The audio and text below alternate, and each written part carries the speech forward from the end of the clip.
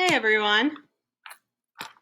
Now that we have taken some time both through these video lessons and in class to really talk about linear and absolute value functions and bring some IB components into that and analyze them and look at them and talk about characteristics and transformations, we're going to extend upon this a little bit and look at graphing and analyzing piecewise functions. Okay, so piecewise is essentially like you have different pieces of functions and we're going to give you the domain, or there is specific domains because it is a function, right? And if it's a function, that means that every input has one output, right? Not two. So it is a function, right? So I need it to pass the vertical line test. So let's get ourselves started. So more piecewise functions. I'm saying more because we actually know one already. So an absolute value function is the most famous piecewise function. That's why it gets its very own notation, right? So we graphed each piece when we first began this, right? That first video lesson, and maybe you need to go back and look at it again, I gave you a restricted domain for two different lines, right? So I gave you f of x equals x, where x is greater than 0. Oh, that's this part right here.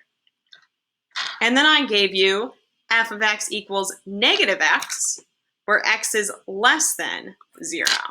Oh, that's just right here, right? When we put those together, those two pieces, we get the absolute value function. So an absolute value function is a piecewise function. It is just the most famous piecewise function. So it has its own name and its own notation that not every single piecewise function would get. But this is what it looks like when we're talking about a piecewise function. So notice this is true where x is greater than or equal to 0. This is true where x is less than 0. It's not equal to 0 in both places, right? That could cause some issues because that could mean that I have two different outputs. In this case, I don't, right? I get the same output. They overlap at this point right here at that vertex. So what about some not so famous ones? What about this one right here? So let's see. I'm going to graph f of x. I'm going to do it in 3 different colors. Is 2x plus 1, where x is less than or equal to 1. So a good place to start is start with 1. Let's go ahead and plug that in. 2 times 1 plus 1 equals 3. So I'm going to graph the point 1, 3. And it's equal to this, so I'm going to put a closed circle. Right? And then it's less than. So let's find some other points less than this, right? To the left of it. So at 0, I mean, I could use the slope here. At 0, I'm going to get an output of 1, right? I could keep going. I probably don't need to do too much more, right? This is probably good enough. I'll label 2 of these points. What is this? 1, 3, 0, 1. And then it keeps going. It doesn't stop. It keeps going. And I've now done the first piece of my piecewise function. I'll do the next one in blue. So I'm going to do f of x is negative x minus 3, where 1 is less than x is less than 5. So this is x is between 1 and 5. So those are probably the points I really want to analyze. Like, well, what's happening here? It doesn't equal to it, right? Notice that it doesn't equal to 1.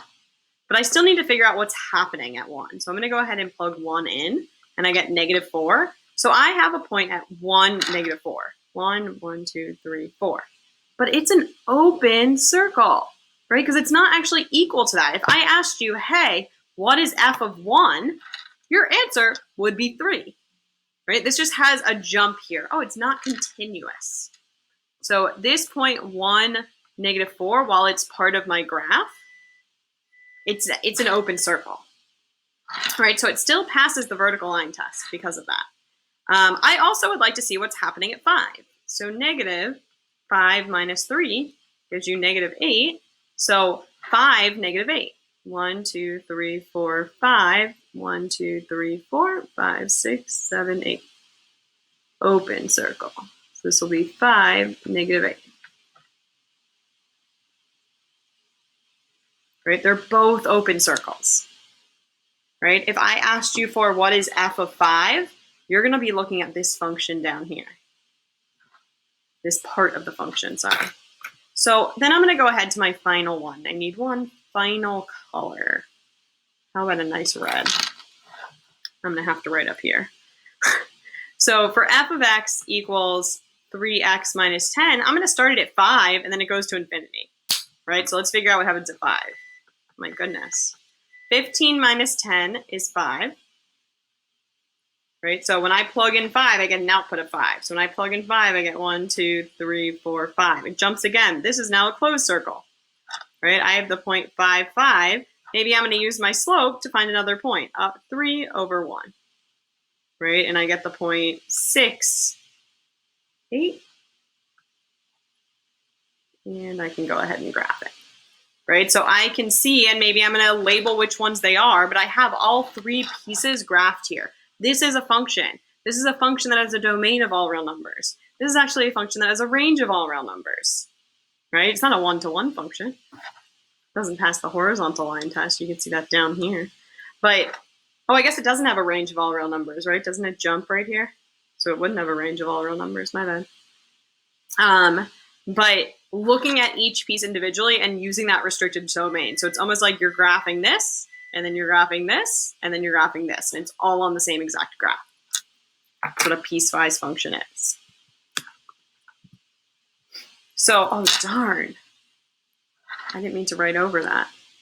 It's okay. I'm gonna manage here. Let's see. All right, with gray. So I'm asking a few questions here, and I'm going to rewrite them up here so it's easier to see. F of 0. Well, which one am I going to be plugging that into? F of 0, I'm going to name them. This will be 1, this will be 2, and this will be 3. For F of 0, well, that's where x is less than 1. I'm going to be putting that into the first part. F of 1, I'm going to be going to the first part also. Even though there's a 1 here, it's not equal to 1. It equals 1 up here. F of 5, no, I'm going to go down here to number 3. What about f of 6? Oh, I'm going to go to 3 for that also. And that's a matter of substituting in. So if I substitute it in, remember I'll show the setup. 2 times 0 plus 1, I get 1. So f of 0 equals 1. If I want to know what f of 1 is, plug that in to the first one again, because I already went through that and thought through it. So 2 times 1 plus 1 is going to give me 3. F of 5, plugging into the third one because I already thought through that. So it's going to be 3 times 5 minus 10. I might already know that. It's going to give me 5. And finally, f of 6, I'm going to be plugging that into the third one. 3 times 6 minus 10. So that's 18 minus 10, which is 8. Right? Oh, look, those were points I had, right? So think through it that way. Like you've got 3 different functions with different restrictions. So what I would really love to happen right now is for you to take a moment and try these 2. I think this is a great place to pause the video. And in fact, I'm going to step away for a moment. For you to try these piecewise functions. This table is here if you find it useful. I don't necessarily think you need to use it, but if you would like to pull out some points to look at and it helps you to fill in a table, then go for it. But I'd take a moment and graph and label these 2 different piecewise linear functions.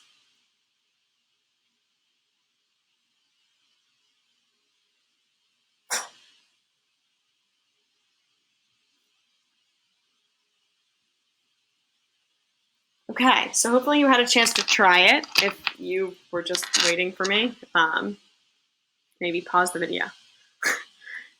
Let's see, I don't know what color I'm using. So this first one, I'm going to do the same thing, right? So I'm going to start with f of x equals negative x minus 4. And my first value that I want to put into that is a 0. What is f of 0? Well, that's going to be negative 0 minus 4, which is going to give me negative 4. So 0, negative 4. 1, 2, 3, 4. That's got to be a closed circle.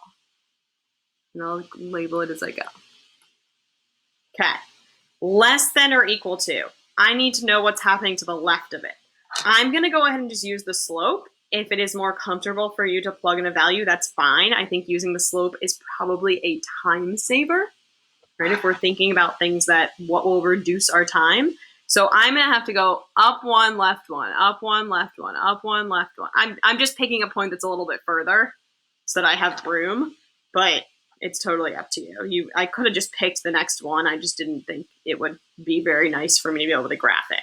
And it's less than or equal to, so it's anything. It's like negative infinity to 0 is the domain here, right? That's how you could write that also, including that if you're into interval notation. I like intervals. 1, 2, 3, 4. So -4, 0. And then I can graph that. Whoa. Graph that piece of it. Okay, let's look at the next piece. The next piece I'm going to look at is just f of x equals -4. Wait a minute. That means that no matter what my x is, my y value is -4. This is going to be a horizontal line. So you just have to think about, well, what are the endpoints? It's going to start, so I'm going to go down to -4. It's going to start here. Oh, that's perfect. This is actually already filled in. I don't even need to worry about that. And then it's going to go, it's between 0 and 3. 1, 2, 3. It's actually going to be an open circle right here. This one's already closed. If it helps you to like draw an open circle around it, fine. I like to think that like, cool, already closed, I'm good. Right? Like when I plug in 0 for either one of these, I actually get the same output, which is pretty neat. So this right here is going to give me 3 -4. And then finally, I'm going to look at f of x equals x minus 7, right? Where x is greater than or equal to 3. So let's figure out what's f of 3. Oh, that's -4. 3, whoa, I already have that. So let's go ahead and fill that in. And then let's use the slope. The slope is 1, up 1 over 1, up 1 over 1, up 1 over 1, up 1. I mean, I'm going to just pick this point. Not just pick it, but I'm going to pick this one that's on that line. 1, 2, 3, 4, 5, 6, 7. 0. Yeah, that makes sense. And then I can graph it. Right? So this is an interesting one. Like this would be one that is continuous. Even though we have these different pieces, they end up all connecting. Pretty neat. So if you didn't go for it and try that one on your own, I would really, really, really, really, really like if you paused the video and tried this one now. So f of x equals 2x is the one that I'm going to start with.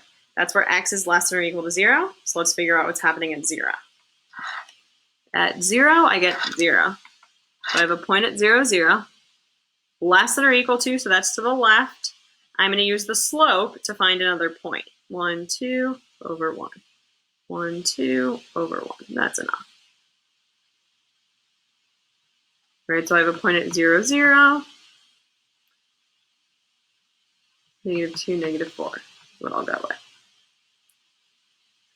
Okay, that's my first part. Let's see my second part.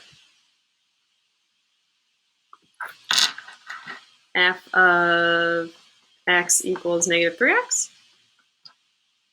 We'll start by seeing what happens with f of 0. It's not equal to this, so that would be an open circle wherever this is 0. Oh, but look, it's already there. It's already filled in. So even though it's an open circle, it's already filled in. So it's just a point that's already there. Perfect. Then I want to figure out, well, what is f of 2?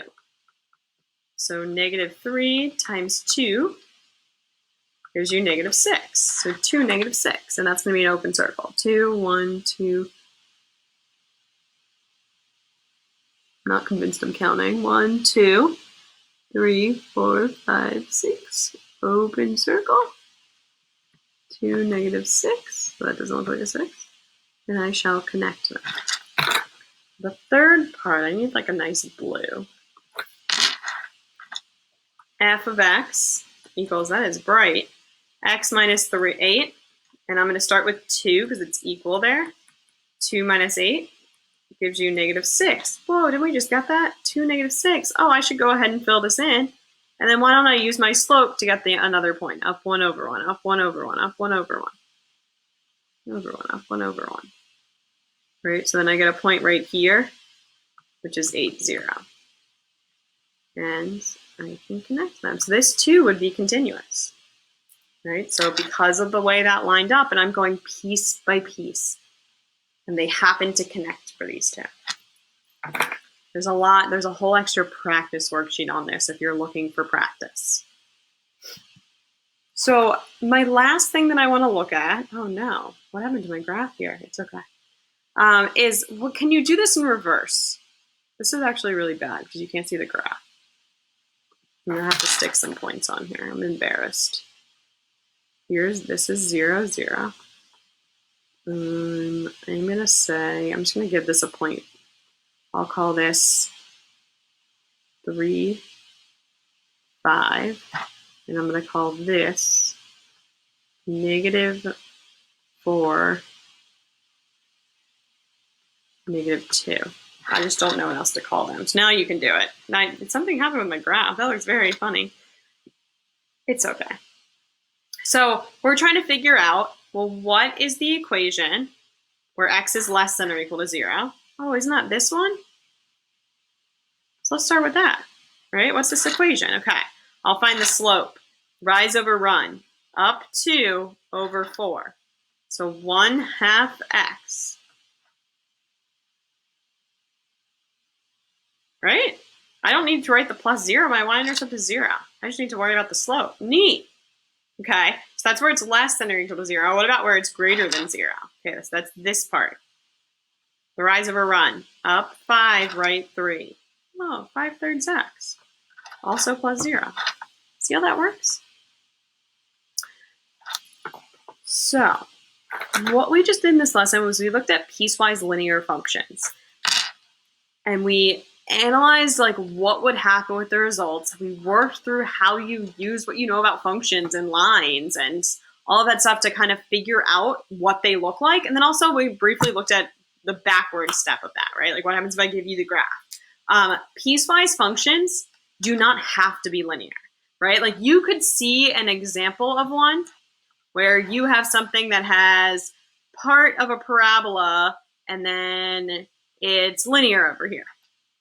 Right? Like that could happen. I could give you something that said f of x equals x squared where x is greater than or equal to 0, and then x minus 5 where x is less than 0. Right? Like these are all things that are fair and that we could practice, and we will practice that more in class. I would focus more on making sure that you've mastered this idea of linear piecewise before you jump ahead to like, well, what if I had this? So I encourage you to use the practice resources and make sure that you are completing your work to make sure that you have practiced the skill and come ready to ask questions when we see you in class. See you all next time.